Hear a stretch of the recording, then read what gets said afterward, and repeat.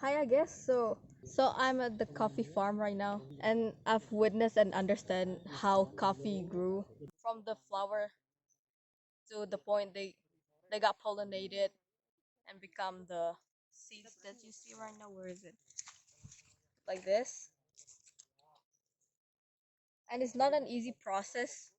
So you guys who are drinking coffee right now, please appreciate the farmers who did this to us. They go through all of these suffering just for us. So please appreciate them.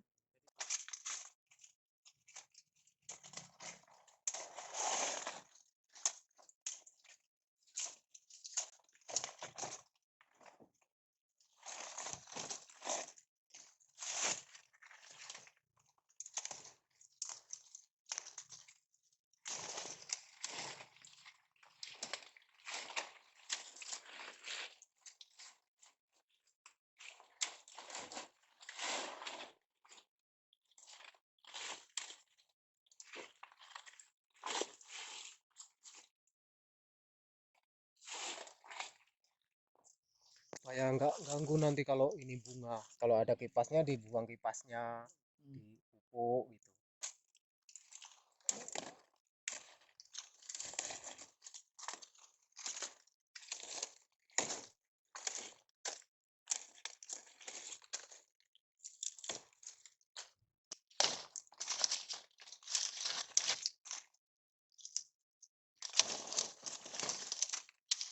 So we're currently at Sri Menanti village in Kecamatan Air Hitam.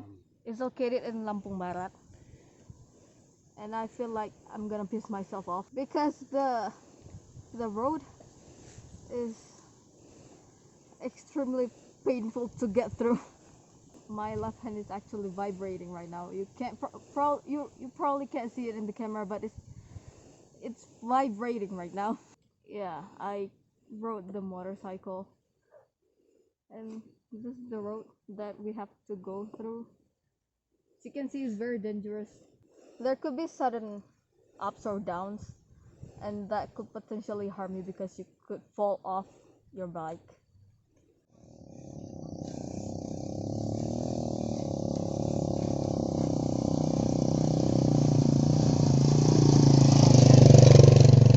So as you can see, the road is dangerous, like this.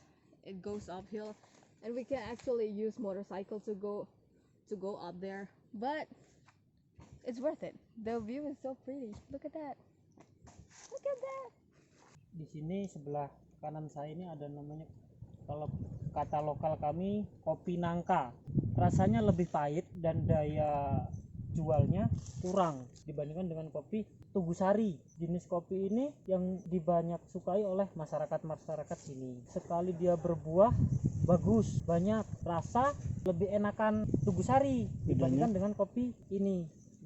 Varian-varian ada kopi Tugusari, ada Banglan, ada Bagio, Waspada, dan masih banyak lainnya. Perempuan sama laki di sini sama aja, Pak. Kalau lagi mutil, perempuan mutil. Kalau lagi lunas ya lunas. Kalau lagi ngangkut, kadang-kadang ada yang mau ngangkut, kadang enggak. Ibaratnya sama, perempuan sama laki. Kalau di pertanian kopi, laki kan cari nafkah. Kita perempuan di rumah cuman kerja apa adanya. Tapi kalau dibanding itu banyak perempuan, Pak. Soalnya di kebun juga kita semampunya kita ikut, di rumah juga aktivitas harus. Kita udah saling menyadari, kita kerjasama. Ibaratnya nanti kita enak, keluarga kita enak, siapa yang ngerasain? Kita semua. Saling maju, saling mendukung. Jadinya saling meringankan. All of these grown men talking about restoration, but look at the coffee flower. Look at the coffee flower. It's so pretty. Di sini kita ada pembibitan restorasi dikelola oleh kelompok masyarakat KTH Rimba Jaya untuk khusus di Resort Skincau. Pembibitan ini ada beberapa jenis, ada dari jenis kayu rimba, ada juga yang kayu-kayuan MPTS. Kalau awal kita pembibitan itu ada 3 rumah bibit dengan kapasitas 10.000. Awal-awal itu kendalanya yang cukup banyak adalah masyarakat masih belum mempunyai pengetahuan untuk bagaimana caranya mengambil cabutan untuk ditanam di pembibitan supaya sukses. Kalau kendala non teknis ke masyarakat, sebenarnya kita bagaimana kita menyesuaikan, mencari waktu-waktu tertentu untuk ketemu dengan masyarakat. Restorasi kita dilaksanakan di Taman Nasional Bukit Barisan Selatan.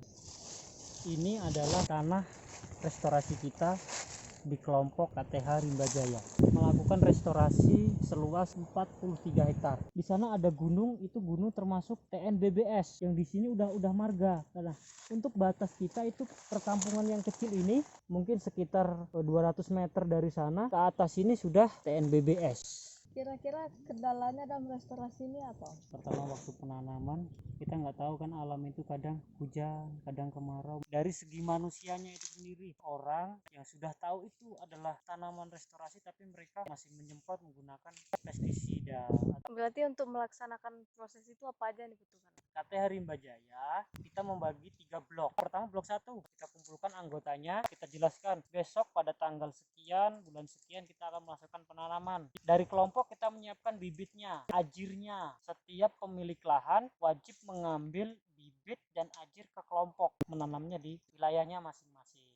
Kita di kelompok ini diberi dana oleh Pili. Jadi dukungan pilih ini berapa lama? Pihak Pili di sini sekitar 3 tahun. Di 2 tahun itu Pili mendampingi kita membuat kelompok-kelompok usaha kecil seperti ada keripik, sale, ada kopi, ada penanaman jahe. Mereka membantu bagaimana membuka ekonomi masyarakat, khususnya masyarakat yang memiliki lahan di lahan restorasi ini. Artinya setelah pilih selesai, masyarakat masih bisa memanage diri mereka sendiri. Mudah-mudahan dengan doa kita bersama dan semangat kita bersama bisa menjaga apa yang sudah diajarkan oleh Pili. Sumber keuangan pilih itu kira-kira dari mana? Itu dari TFCA. Tuh, yuk. Untuk Ya, Pak. Ini mbaknya tanya, TFCA itu apa? TFCA itu merupakan suatu program yang dilaksanakan oleh Yayasan Kehati di Indonesia. Program ini pendananya berasal dari pengalihan utang atau penghapusan utang Indonesia terhadap Amerika. Amerika menyatakan utang itu tidak usah dibayarkan, tapi digunakan oleh pemerintah Indonesia untuk program konservasi. Yang kita kelola ini TFCA Sumatera. TFCA saat ini bekerja di 13 landscape yang ada di Sumatera. Nah, salah satunya di sini nih, di Taman Nasional Bukit Barisan Selatan. Program itu dilakukan oleh mitra-mitra TFCA. Ada 4 program besar di TFCA itu. Yang pertama tentang kebijakan, mulai dari desa sampai nasional. Kemudian juga ada perlindungan kawasan. Kemudian yang ketiga itu ada perlindungan spesies, terutama satwa yang terancam punah. Yang keempat itu upaya-upaya kesejahteraan masyarakat, meningkatkan ekonomi. Makanya sekarang kita merestorasi di kebun kopi. Nah, nyambung nih kan. Jadi kita dukung upaya-upaya restorasi penanaman kopinya. Gimana kopi masyarakat ini juga bernilai ekonomi besar terhadap masyarakat. Artinya memberi penghasilan besar terhadap masyarakat. Di Lampung Barat ini ya, pasti tanaman unggulannya kopi. Kita restorasi di kebun kopi yang ada dalam kawasan dengan tanaman-tanaman bernilai ekonomis, kayu dan bernilai ekonomis. Itu kalau sini di kebun kopi nih, di kebun kopi ya Mas ya, sekitar 40 berapa? 43 hektar. 43 hektar kita ada pilih dan TFCA ada di sini. Jadi kan Datuk bilang tadi restorasi itu untuk lahan, tapi Datuk juga menyebutkan untuk perlindungan satwa. Itu apa hubungannya? Oh ya, menarik itu pertanyaan Jura. Taman Nasional adalah salah satu habitat dari satwa. Ketika tutupannya sudah terbuka lebar, yang jelas itu tidak nyaman bagi satwa. Makanya salah satu tujuannya adalah kita perkaya lagi kawasan yang sudah terbuka itu, kita restorasi dengan tanaman-tanaman yang di samping itu menjadi tempat hidup yang nyaman bagi satwa, kemudian juga menjadi sumber pendapatan ekonomi bagi masyarakat. Tapi ada hal yang menarik juga. Apakah tidak akan terjadi konflik antara masyarakat dengan satwa? Bagaimana masyarakat bisa harmoni hidup dengan satwa? Satwa itu bukanlah ancaman bagi masyarakat. Kenapa? Peran satwa itu di alam kan sangat besar. Iya. Dia berfungsi juga untuk membantu pengayaan. Secara alami akan menyebarkan tanaman ini. Iya. Jaring-jaring makanan lain juga terganggu. Benar juga. Yeah, we are filming each other. Hi, Dad.